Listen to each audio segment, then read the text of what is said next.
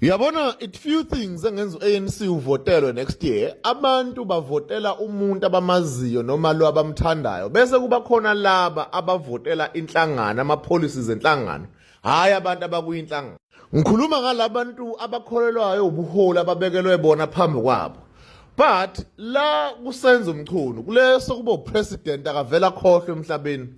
Akavela khohlwe engabe wenze worse ANC than before. Kahle kahle kuba ubengekho selfish.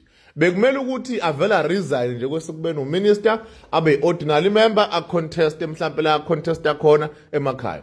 But leyo kuba umongameli wezwe akakhohlwe yona, you must forget. Noma ngathi uyaphunyuka mhlambe ezinkantolo kanjani kulento yabo nomkhwanazi ye-PKTT. Nezinto eziningi engenzekeli kahle kwa-SAPS kwa-SAPS.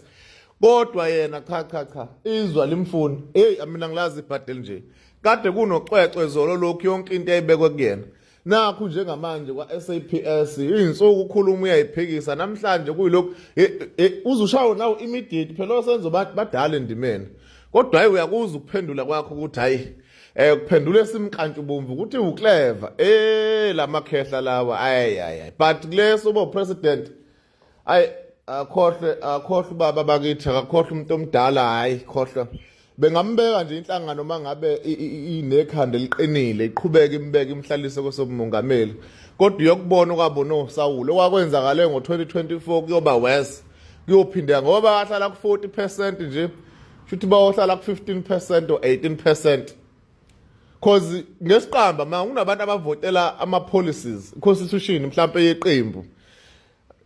Excuse me. Well, lapha kwa-ANC i-policy yakhona it is well structured ey'ntweni ey'ningi but hayi bona bayiphilela ngokwabo babusa ngokwabo mathanda nje kodwa akasazi soyicela ivuthiwe.